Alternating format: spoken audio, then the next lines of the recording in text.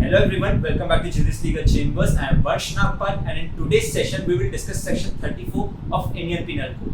Section 34 क्या है और इसे किस तरीके से यूज किया जाता है ये हम अपने आज के सेशन में बहुत डिटेल में समझेंगे with the help of some examples and some leading case laws. Section 34 judiciary aspirants के लिए बहुत जरूरी है। प्रीलिम्स और मेंस में इसके ऊपर काफी क्वेश्चन स्टार्ट होते हैं। कॉमन इंटेंशन सिमिलर इंटेंशन में डिफरेंस क्या है और यहाँ section 34 section 120A criminal conspiracy से कैसे अलग है, सेक्शन 149 से कैसे अलग है, ये सारी चीजें हमने अपने आज के सेशन में बहुत डिटेल में डिस्कस कर रखी है। इस वीडियो को एंड तक देखिए। अगर आपके कोई भी डाउट्स होते हैं उसके बाद you can ask me in the comment section. So without wasting any further time let's begin the session.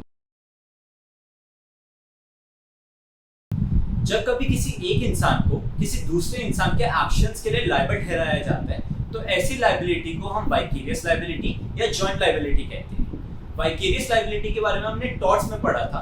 जब कभी पार्टनर एक दूसरे पार्टनर की एक्शंस के लिए लायबल होता है या मास्टर सर्वेंट के एक्शंस के लिए लायबल होता है या एम्प्लॉयर एम्प्लॉय के एक्शंस के लिए लायबल होता है। इसी तरीके से क्रिमिनल लॉ के अंदर सेक्शन 34 को जॉइंट लायबिलिटी के प्रिंसिपल के ऊपर एनैक्ट किया गया है। Section 34 of Indian Penal Code reads as when a criminal act is done by several persons in furtherance of the common intention of all, each of such persons is liable for that act in the same manner as if it were done by him alone. जब भी कभी एक से ज्यादा लोग मिलके कोई criminal act करते हैं और उस क्रिमिनल एक्ट को करने के लिए इन सबकी कॉमन इंटेंशन होती है तो इन सभी को इस तरीके से लायबल रखा जाता है जैसे कि वो क्रिमिनल एक्ट उन्होंने अकेले रह के किया। इसे एक एग्जाम्पल की हेल्प से समझते हैं। ए, बी और सी ये तीनों मिलकर डिसाइड करते हैं कि जेड के घर जाके ये जेड का मर्डर करेंगे। ए और बी जब वहां पे पहुंचते हैं तो वो जेड को पकड़ के उसे मारते हैं। ऑन द अदर हैंड सी वहां पे ये इंश्योर करता है कि जेड का सर्वेंट जेड को बचाने के लिए ना आ पाए। यहाँ पे सी ने खुद जेड को मारा नहीं, सी ने इनफैक्ट जेड को टच भी नहीं करा, बट फिर भी सी को अंडर सेक्शन 34 लायबल माना जाएगा मर्डर के लिए। ऐसा इसलिए होता है क्योंकि कॉमन इंटेंशन के रूल 4 कंपोनेंट्स हैं। पहला प्रपोजल, दूसरा प्लानिंग, तीसरा प्रेजेंस और चौथा पार्टिसिपेशन। एक प्रपोजल एक आइडिया है जिसपे ये तीनों अग्री करते हैं। तीनों ने वहां पे जाके प्लानिंग करी कि हमने जेड को मारना है, किस तरीके से मारना है। उसके बाद तीनों क्राइम सीन पे खुद प्रेजेंट थे एंड तीनों ने अपना एक रोल प्ले करा। सी ने भले ही खुद नहीं मारा वहां पे, बट उसने ये रोल प्ले करा कि वहां पे उसने रोका सर्वेंट को कि सर्वेंट आपको उसे बचा ना पाए। तो जब सारे लोग अपना एक एक्टिव रोल प्ले कर रहे हैं, जब ये चारों कंपोनेंट्स पूरे होते हैं तो उस टाइम पे कॉमन इंटेंशन मानी जाती है और उस टाइम पे सेक्शन 34 यूज हो सकता है। तो यहाँ पे इस केस के अंदर सी को भी ए और बी की तरह मर्डर के लिए इक्वली ही लायबल करा जाएगा। जॉइंट लायबिलिटी का इंडिया के अंदर जो पहला इंपॉर्टेंट केस था वो Barendra Kumar Ghosh versus king emperor 1923 का था। कैलकाटा के अंदर कुछ एक्यूज ने 4 एक्यूज ने जिन्हें हम अभी के लिए ए, बी, सी और डी रेफर करेंगे। इन चारों ने एक रॉबरी का प्लान किया। पोस्ट ऑफिस गए और वहां पे जाके पोस्ट मास्टर को गन दिखाई। ए, बी, सी वहां पे खुद पोस्ट ऑफिस के अंदर थे और डी बाहर खड़े होकर ये इंश्योर कर रहा था कि कोई आके उन्हें इंटरप्ट ना करे। पोस्ट ऑफिसर यहाँ पे जेड है जो विक्टिम है हमारा। ए, बी और सी ने कैश लेने के बाद जेड को गोली मारी, 2 गोलियां मारी और जेड की ऑन द स्पॉट डेथ हो गई। अब यहाँ पे ए, बी, सी और डी इन चारों को पकड़ लिया गया। डी ने बाद में ये बोला कि मैं तो पोस्ट ऑफिस के अंदर भी नहीं गया था, मैं तो सिर्फ बाहर खड़ा हुआ था, मुझे मर्डर के लिए लायबल नहीं ठहराना चाहिए। पर ट्रायल कोर्ट ने यहाँ पे डी को भी मर्डर के लिए लायबल ठहराया। कैलकाटा हाई कोर्ट के अंदर अपील गई। कैलकाटा हाई कोर्ट ने भी यही बोला कि डी भी लायबल है। उसके बाद प्रिवी काउंसिल के अंदर डी ने अपील डाली कि मुझे मर्डर के लिए लायबल नहीं ठहराना चाहिए, मैं खुद वहां पे नहीं गया था, मैंने गन भी नहीं चलाई, इनफैक्ट मैं पोस्ट ऑफिस के अंदर भी नहीं गया। प्रिवी काउंसिल ने ये बोला कि सेक्शन 34 के अंदर अगर कभी कुछ लोग आते हैं और अपना एक्ट परफॉर्म करते हैं, भले उनके एक्ट्स अलग अलग क्यों ना हो, उन्हें अगर अपना एक्ट परफॉर्म करते हैं और कॉन्सिक्वेंस उसका ये होता है कि वो कोई क्रिमिनल एक्ट होता है तो उस क्रिमिनल एक्ट के लिए सारे लोगों को इक्वली पनिशमेंट मिलेगी। डी ने भले ही खुद अंदर जाके उसे शूट ना करो, बट डी ने ये इंश्योर करा कि वहां पे आके कोई उन्हें रोके ना। तो डी ने एक तरीके से अपना एक्टिव रोल प्ले किया। ए, बी और सी जितना ही वो लायबल है जेड के मर्डर के लिए। यहाँ पे ये कह के डी की अपील को रिजेक्ट कर दिया गया था और प्रिवी काउंसिल ने डी को मर्डर के लिए लायबल हेड किया था। Before we move on, one thing to note here is that section 34 is not a substantive section. Section 34 अपने आप में एक पनिशेबल सेक्शन नहीं है, इसे हमेशा किसी और सेक्शन के साथ पढ़ा जाता है। तो सेक्शन 34 को हमेशा किसी ऐसे सेक्शन के साथ अप्लाई किया जाता है जिससे एक्यूज को जॉइंटली लायबल करा जा सके उस सेक्शन के लिए। सेक्शन 34 को हमेशा प्यूनिटिव सेक्शन के साथ रीड किया जाता है। प्यूनिटिव सेक्शन मतलब जिस सेक्शन के अंदर पनिशमेंट होती है। जब भी कभी कोई ऐसे सेक्शन है जब एक डेफिनेटिव सेक्शन है और दूसरा प्यूनिटिव सेक्शन है, फॉर एग्जांपल मर्डर, सेक्शन 300 में मर्डर की डेफिनेशन है और सेक्शन 302 के अंदर मर्डर की पनिशमेंट है। तो अगर सेक्शन 34 को कभी मर्डर के केस के अंदर पढ़ा जाएगा तो सेक्शन 302 के साथ पढ़ा जाएगा, सेक्शन 300 के साथ नहीं पढ़ा जाएगा। सिमिलरली रेप के केस में 375 डेफिनेटिव सेक्शन है, 376 प्यूनिटिव सेक्शन है। सेक्शन 34 को 376 के साथ पढ़ा जाएगा, 375 के साथ नहीं पढ़ा जाएगा। प्रेजेंस और पार्टिसिपेशन के रिलेशनशिप को समझने के लिए Rangaswamy versus state of Tamil Nadu 1989 के केस को हम डिटेल में समझते हैं। ए, बी और सी यहाँ पे 3 एक्यूज थे जिन्हें जेड के मर्डर के लिए चार्ज किया गया था और एक्स और वाई के मर्डर को अटेम्प्ट करने के लिए चार्ज किया गया था under section 307 of Indian penal code. यहाँ पे फैक्ट्स ये थे कि ए और बी मारने गए थे जेड को, एक्स को और वाई को, पर यहाँ पे सी भी उन्हें मिल गया था। सी इन्हें पहले से जानता था, ए और बी का दोस्त था, बट उसने मर्डर के अंदर हेल्प नहीं करी थी। इस टाइम पे पुलिस ने जब पकड़ा ए, बी और सी तीनों को पकड़ा क्योंकि ये तीनों आपस में रिलेटेड थे। सुप्रीम कोर्ट ने यहाँ पे ये हेल्प करा कि इवन दो सी वहाँ पे खुद प्रेजेंट था बट सी ने वहाँ पे कोई एक्टिव पार्टिसिपेशन नहीं की थी, वो प्लान में ऑलरेडी पार्टिसिपेटेड नहीं था, उसे प्लान के बारे में कोई आइडिया नहीं था। तो अनलेस एंड अनटिल उसे प्लान के बारे में आइडिया हो, उसे कॉमन इंटेंशन के लिए लायबल नहीं करा जा सकता और उसे यहाँ पे इस केस के अंदर एक्विट कर दिया गया था। कॉमन इंटेंशन को काफी बार लोग सिमिलर इंटेंशन से भी कंफ्यूज कर देते हैं। कॉमन इंटेंशन सिमिलर इंटेंशन जैसी नहीं है, कॉमन इंटेंशन अलग है, सिमिलर इंटेंशन अलग है। कॉमन इंटेंशन में प्रायर मीटिंग ऑफ माइंड्स होती है, उसके बाद ही सभी एक्यूज्ड को इक्वली लायबल करा जा सकता है। फॉर एग्जांपल ए, बी, सी ये तीनों मिलकर डिसाइड करते हैं कि जेड के घर जाएंगे और जेड को मारेंगे। जेड का मर्डर का सोच के जाते और वहां पे जाके जेड को स्टैब करते हैं नाइफ से। तो इस केस के अंदर ए, बी, सी ये तीनों इक्वली लायबल है। यहाँ पे कॉमन इंटेंशन इसलिए है क्योंकि यहाँ पे हमारे पास चारों पीस प्रेजेंट है। यहाँ पे प्रपोजल भी है, प्लानिंग भी है, प्रेजेंस भी है और पार्टिसिपेशन भी है। जब ये चारों पीस हमारे पास प्रेजेंट होते हैं तो उस केस के अंदर कॉमन इंटेंशन एस्टैब्लिश्ड होती है। वे सिमिलर इंटेंशन के केस में कोई भी प्री प्लानिंग जरूरी नहीं होती, तो इसलिए यहाँ पे जॉइंटली लायबल भी नहीं किया जाता एक्यूज्ड। इसे एक हाइपोथेटिकल एग्जांपल की हेल्प से समझते हैं। यहाँ पे हमारे पास 4 कैरेक्टर्स है, ए, बी, सी और जेड, एंड ऑब्वियसली जेड दोबारा मरेगा। सो बेसिकली यहाँ पे ए, बी और सी इन तीनों की ही जेड से दुश्मनी थी। ए और जेड आपस में बिजनेस पार्टनर्स थे, जेड ने ए को धोखा दिया। बी की गर्लफ्रेंड से जेड ने शादी कर ली और सी को पब्लिकली ह्यूमिलिएट किया जेड ने। अब यहाँ पे तीनों के पास अपने अपने रीजंस है, एनिमिटी, जेलसी और वेंजेंस। इन तीनों रीजंस के चलते ये तीनों ही जेड से बदला लेना चाहते थे। इन तीनों ने डिसाइड किया, मिलकर डिसाइड नहीं किया, अपना अलग अलग डिसाइड किया कि हम जेड के फार्म पे जाएंगे और जाके उससे इस चीज का बदला लेंगे। ये तीनों पहुंचे, अचानक से ये तीनों साथ में पहुंचे जेड के फार्म पे। वहां पे ए ने मुक्के मारे जेड को कि तूने मुझे धोखा कैसे दिया बिजनेस के अंदर। बी ने लाठी से मारा कि तूने मेरी गर्लफ्रेंड को अपनी बीवी कैसे बना लिया। और सी ने वहां पे पॉइंट ब्लैंक शॉट कर दिया, उसे गन से वहीं पे शॉट कर दिया और वहीं पे ऑन द स्पॉट जेड की डेथ हो गई कि उसने सी को ह्यूमिलिएट किया था। अब यहाँ पे ए, बी और सी इन तीनों ने ही, ये तीनों यहाँ पे प्रेजेंट थे और इन तीनों ने पार्टिसिपेट किया एक्ट के अंदर। पर यहाँ पे पहले दो जो हमारे पीस है, दैट इज प्रपोजल और प्लानिंग, ये दोनों मिसिंग थे, तो यहाँ पे कॉमन इंटेंशन एस्टैब्लिश नहीं हो सकती। ए को हर्ट के लिए चार्ज करा जाएगा, बी को ग्रीवियस हर्ट के लिए चार्ज करा जाएगा लाठी मारने के लिए, और सी को मर्डर के लिए चार्ज किया जाएगा। अब इसी एग्जांपल को थोड़ा सा चेंज करते हैं, इससे हमें सिमिलर इंटेंशन और कॉमन इंटेंशन का डिफरेंस अच्छे से क्लियर हो जाएगा। अब समझ लेते हैं कि जेड ने ए को 2 साल पहले धोखा दिया था, लास्ट ईयर बी की गर्लफ्रेंड से शादी करी थी और अभी आज सी को ह्यूमिलिएट किया पब्लिकली। तो यहाँ पे ए और बी अब ये डिसाइड करते हैं कि सी की मदद लेके जेड को मार देते हैं। तो ए और बी पहुंचते हैं सी के घर में उसे मनाने के लिए। ये तीनों मिलकर डिसाइड करते हैं कि हम जेड के फार्म पे जाएंगे और जाके उसे मारेंगे। अब ये तीनों अगर वही एक्ट्स अपने परफॉर्म करते हैं, ए मुक्के मारता है, बी लाठी मारता है और सी शूट करता है, तो इस केस के अंदर यहाँ पे इन तीनों ने ही होमिसाइड करा है और इन तीनों को ही होमिसाइड के लिए चार्ज करा जाएगा। Section 38 of Indian penal code states that persons connected in a criminal act may be guilty of different offences। एक ही क्रिमिनल एक्ट के अंदर जो कुछ पर्सन्स होते हैं, हो सकता है कि वो उन्हें अलग अलग ऑफेंसेस के लिए चार्ज करा जाए। जैसे कि हमारे एग्जांपल के अंदर ए और बी को मर्डर के लिए चार्ज किया जाएगा और सी को culpable homicide not amounting to murder के लिए चार्ज किया जाएगा। ऐसा क्यों होता है? मर्डर के लिए नहीं क्यों चार्ज किया गया और इसे कल्पेबल होमिसाइड के लिए क्यों चार्ज करा गया? इसे समझने के लिए मर्डर और कल्पेबल होमिसाइड के डिफरेंस को हमें समझना पड़ेगा। जनरली लोग अपने पूरे लीगल करियर के अंदर इन दोनों के डिफरेंस को नहीं समझ पाते। इसे समझने के लिए एक बहुत डिटेल सेशन में हम लोग डिस्कस करेंगे मर्डर और कल्पेबल होमिसाइड का डिफरेंस। अगर आप उस सेशन को मिस नहीं करना चाहते, ये इंश्योर करिए कि आपने चैनल को सब्सक्राइब कर रखा है और आपने बेल आइकन भी दबा रखा है। इससे वो वीडियो और ऐसी सारी आने वाली वीडियोस आप तक सबसे पहले पहुंचेगी।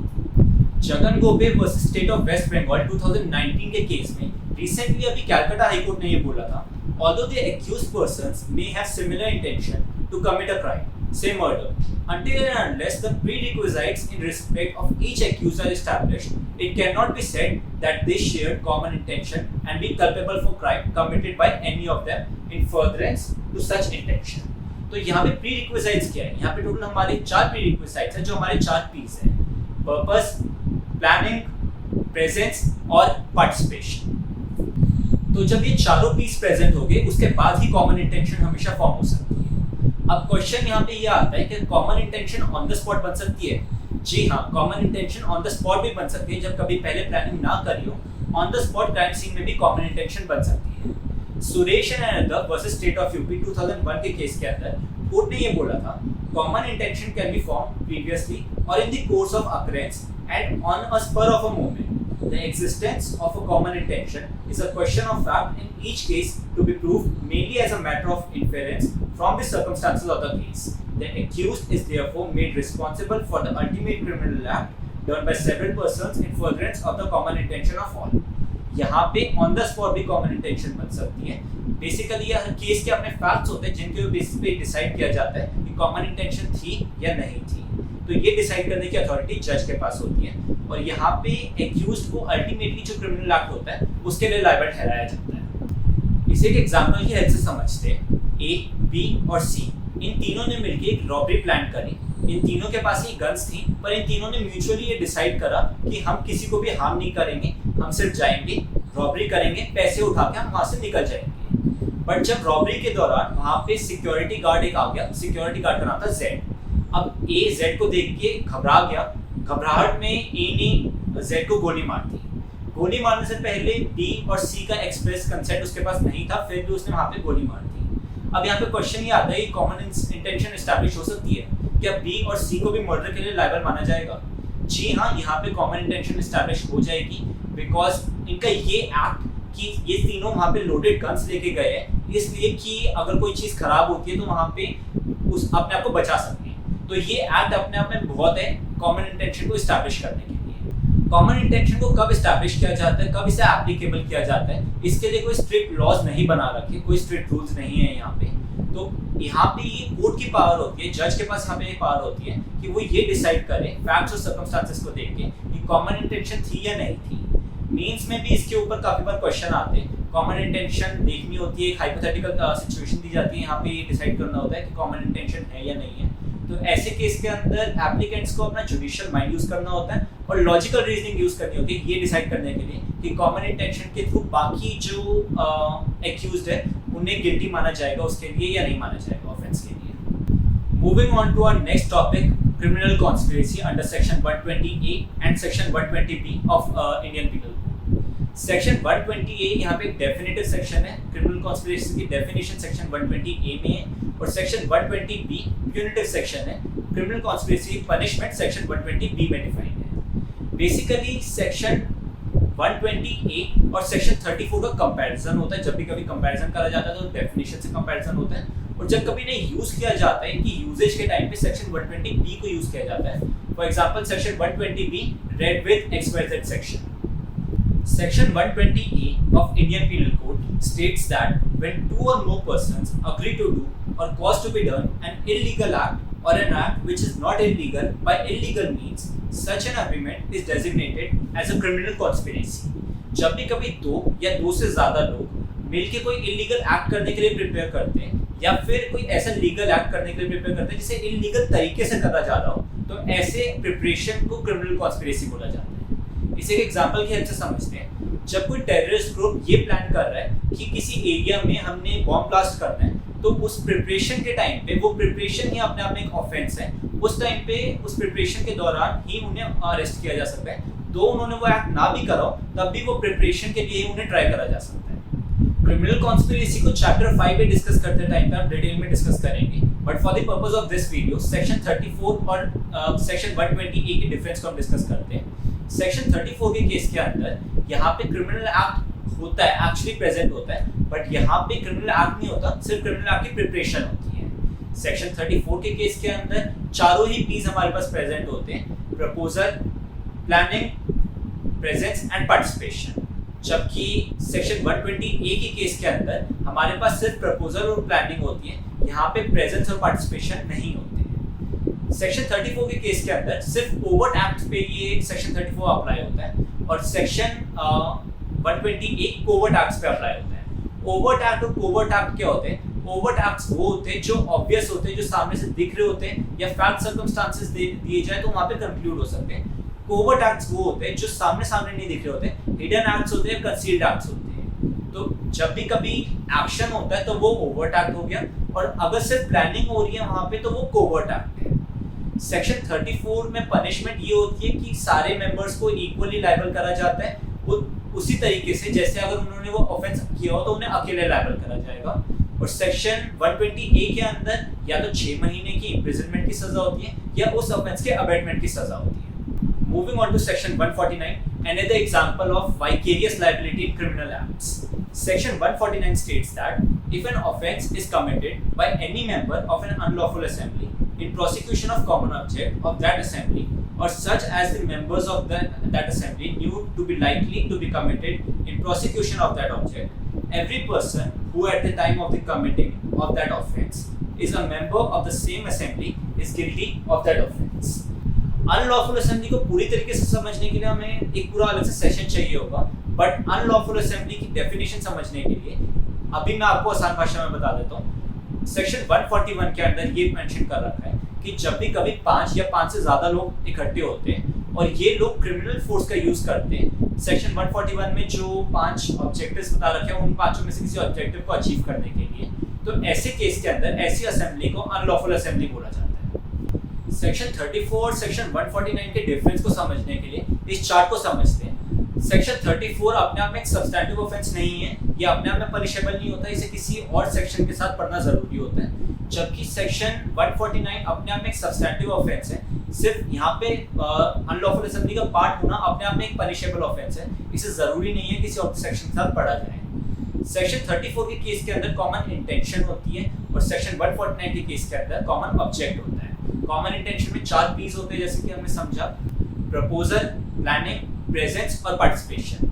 कॉमन ऑब्जेक्ट में जिस कॉमन ऑब्जेक्ट के लिए वो असेंबली बनी होती है वही ऑब्जेक्ट को पूरा करने के लिए यहाँ पे वो क्रिमिनल एक्ट होना जरूरी होता है। सेक्शन 34 के केस के अंदर मिनिमम 2 मेंबर्स होने जरूरी होते हैं, जबकि सेक्शन 149 के केस के अंदर मिनिमम 5 मेंबर्स होने जरूरी है, तभी वो अनलॉफुल असेंबली बनेगी। सेक्शन 34 के केस के अंदर वाइड स्कोप होता है, क्योंकि सेक्शन 34 को किसी भी क्रिमिनल एक्ट के साथ कनेक्ट किया जा सकता है, जबकि सेक्शन 149 के केस के अंदर नैरो स्कोप होता है, क्योंकि यहाँ पे सेक्शन 141 में जो 5 ऑब्जेक्ट्स दे रखे हैं उन्हीं 5 ऑब्जेक्ट में से किसी एक ऑब्जेक्ट को पूरा करने के लिए बनाया जाना चाहिए, अदरवाइज सेक्शन 149 का कोई यूज नहीं होता। सेक्शन 34 के केस के अंदर एक्टिव पार्टिसिपेशन होना जरूरी है। ऐसा जरूरी है कि हर इंसान कोई अपना रोल प्ले करे, भले ही वो रोल सिर्फ इतना क्यों ना हो कि ये इंश्योर करना कि ये देखो कि कोई आ तो नहीं रहा हमें रोकने के लिए, बट सेक्शन 149 के अंदर ऐसा कुछ जरूरी नहीं है। एक्टिव पार्टिसिपेशन यहाँ पे जरूरी नहीं होता, वो सिर्फ सेक्शन 34 में जरूरी होता है। सेक्शन 149 में सिर्फ आप मेंबर हो असेंबली के, ये काफी है आपको पनिशेबल करने के लिए, और आपको इक्वल पनिशमेंट मिलेगी भले ही आप उसमें कोई रोल प्ले ना करो, कोई एक्टिव पार्टिसिपेशन आपका ना हो। So that's it for today. We hope आपके लिए ये वीडियो हेल्पफुल रही होगी। अगर ये वीडियो आपको पसंद आई, just don't forget to like and share this video. Also आपके कोई भी डाउट्स है you can ask me in the comment section. अगर आपने चैनल को अब तक सब्सक्राइब नहीं करा, सब्सक्राइब जरूर कर लीजिए, साथ में बेल आइकन भी दबाइए, हमारी सारी वीडियोस की नोटिफिकेशन इससे आप तक पहुंचेगी। Thank you so much, all the best, keep studying, see you in next session.